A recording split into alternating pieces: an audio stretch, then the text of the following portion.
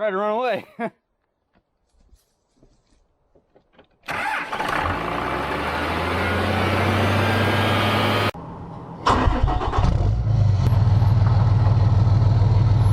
Now I know what you guys are thinking. Why in the hell did I buy another truck? Bought this one for the engine, but let's fire it up and make sure it's solid before we tear that engine out. I robbed a couple parts off this thing. We'll get it started, see if it runs good, then I'll explain the truck. But yeah, we want that right there.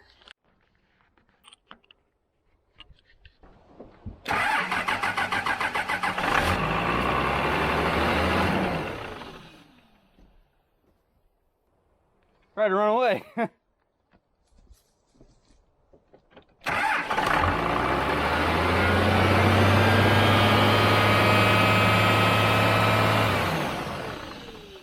Well, boys, it was 100% halfway trying to run away. Just rev to the moon and take off. Ends up being the throttle cable. Since the cab is squished in, it stretched it out right here, and I can't get it to go back in there, so I'm going to zip tie it so I can try to drive it or something, I think.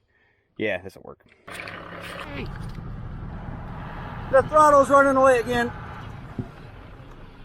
Holy crap. The clutch doesn't work. The throttle's running away again. I guess it's sticking. So I got to start the truck in gear, bump the throttle, get it to drive, but I got it out of there without having to get the tractor involved. Oh, holy crap. What an experience. It's not even fun being in the truck right now. I would have hated to have been in here when it crashed. Let's talk about how it crashed. That's how you get your heartbeat going in the morning, boys. Pretty much strap in and hold on for the ride. But I got it over here. This here is a wrecked truck. I got it for cheap, I think. This is my cousin. You've seen him on the channel before, Tommy. He's had an incident with his truck, and it resulted in an oak tree stopping him right here. But he's been so busy, he's firefighter, it's fire season, he hasn't been around. And this truck's been sitting here, so I asked him about it, and he agreed to part ways with it. So we have a framework to go underneath the yellow truck, and a 5-speed to go behind a 4BT. But it does have the truck is a 94 truck. It's the same exact truck as my green one, except for it's got a 97 12 valve in it, out of an automatic. So it's a 180 horsepower. It's a younger engine. It runs good. And I'm going to clean it up and put this engine, I'm going to dress it up nice and go through it a little bit. And we're going to put this engine in Grandma's truck. It's going to have, you know, 60-pound valve spring so I can run an exhaust brake. Probably have the same turbo and stuff that's on Grandma's truck. 0 fuel plate, 3K governor springs. It should be a runner. But, oh man. He stole the starter and the batteries out of it, so I had to put another starter in to drive it over here. So I'm not worried about the $100 Amazon starter bumping it to get it here. Holy crap. So I'm going to spray everything down with some oven cleaner and try not to kill myself with the fumes. And I'm going to put this thing in the shop with 2 people, and I can get this engine out in 2 hours. But by myself, I say an hour. Let's get it. The best, hands down, engine degreaser cleaner is those yellow oven cleaner cans from the dollar store. They're very toxic. They will kill you if you sprayed yourself in the face at all. Cover your face when you're spraying this on there, but it lets it sit for a little bit and then take the pressure washer to it, and it just runs right off, all the grease and everything. It's not easy getting busted stuff apart, is it, Mr. Cameraman? Anyway, I can get a pry bar. Good cameraman never helps. Got my bar. What a piece of crap.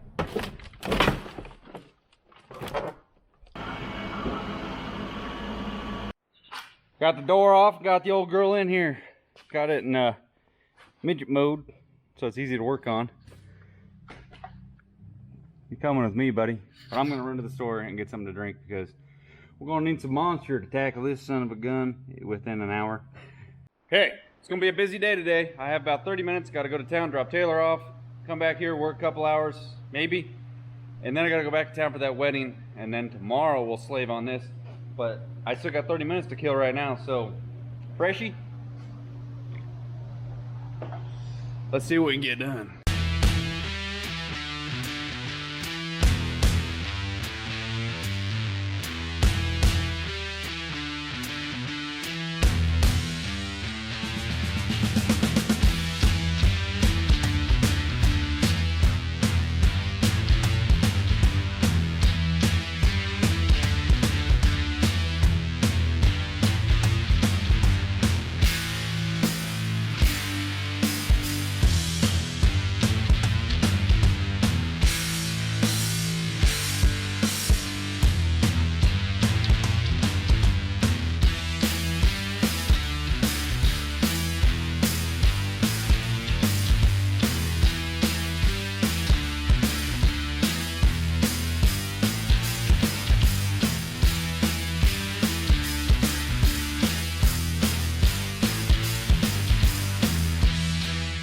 That was a good honest 20 minutes. Got her opened up. The reason why the bumper took so long is because they welded this hitch on the front and I can't get the bolts out right there, so I had to take the bumper off the bracket. I don't know, I'll figure that out later. But I wanted to check because Tommy didn't know if the killer dowel pin had been tapped, and it had, so we're all good there. It only took an extra couple seconds to get that all 20 of those bolts out. I gotta take everything else off in order to clear this anyway, the harmonic balancer. You take that off and it clears that a lot easier.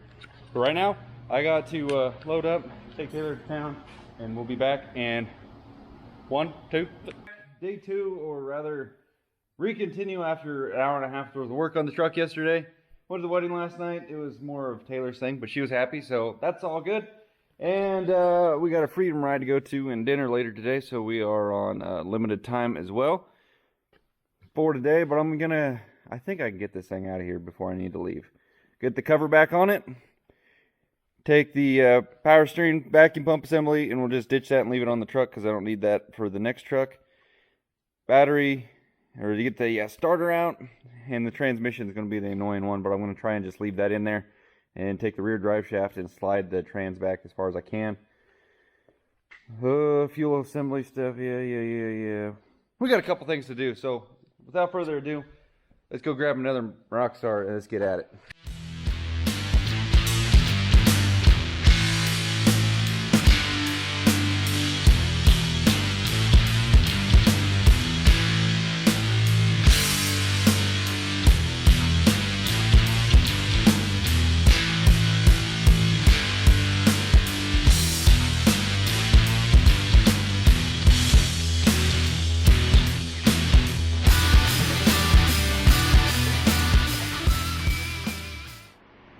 I'll say, Dodge does a pretty good job of building their shipping crates to house the Cummins engine so it doesn't get hurt. You can see this thing was damaged on delivery, but the packaging was hurt, the goods were not. I got this sucker out. I wanted to mention, I forgot to say it before, this is head studded, so it's probably got 425s on it, and they actually milled down the rocker pedestals so that they'll fit right. You could just take the washer and not put it in there and it'll fit underneath the caps. I got new valve covers, so it was going to fit no matter what. But it's nice that it's already done. I don't have to address that. I'm not going to put head studs on it. This one hasn't failed. But I'm going to go back through everything.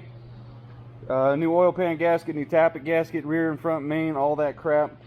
Killer dowel pin, like I already showed you guys, was fine. I'm going to put, I'll probably put a new water pump on it just because I'm here.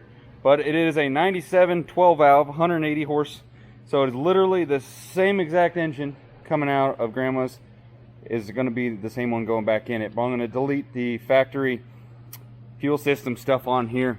The cool thing about the 12 valve engines is they are completely like contained on their own. They can run by themselves as long as they got air and fuel, and they turned over because it's got a mechanical lift pump run off the cam, so it's always supplying itself with fuel, and it's a mechanical injection pump. The throttle is literally that's the throttle. There's no electronic signal going to it. But we got this thing out. The transmission is still in there. All I did was I took off the transmission mount bolt so I could lift it up, and I got it rammed all the way up against the bottom of the truck here. Eventually this frame, this running gear and everything, and that trans is going to have a 4BT in front of it. Hopefully everything fits correctly and we can make that happen. But we measured the width of the frame to the yellow truck and the cab and everything, it should be real close. It's a little bit long. I don't know if I'm going to keep the factory little yellow bed that's on it, on the little yellow truck. If you guys seen that thing before. But Tommy wants a flatbed, but this thing was due for a new truck. Right off the bat, there's a nail in the tire. Sorry, it's got a flat tire because it ran into a tree. But there is bell housing bolts loose bolts for the drive shaft.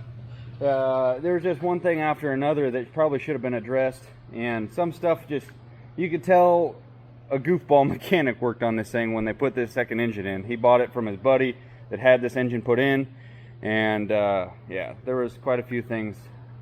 I don't know if the air conditioning system worked, but I didn't open up that system, so I didn't leak any of that garbage. But right now I'm just gonna zip tie up the transmission. I'm not gonna zip tie it. I'll Harbor Freight bungee it and just pull this thing out of here. It looks like I might have leaked 30 gallons of diesel, but it's probably only 2. You gotta be careful when you cut the factory fuel line. Sometimes it'll form a siphon and start dumping on the ground. I got a bolt in it now. Feels good though. I'd say it took me, by myself, dealing with the bumper and all that crap and the trans, I might have like 2 hours and 15 minutes into it, so that ain't bad. Yeah, let's get this truck out of here, clean up my parts. Finally, man, oh man, we got an engine, and it's a runner, and it's already head started. We just got to re-gasket the whole son of a gun.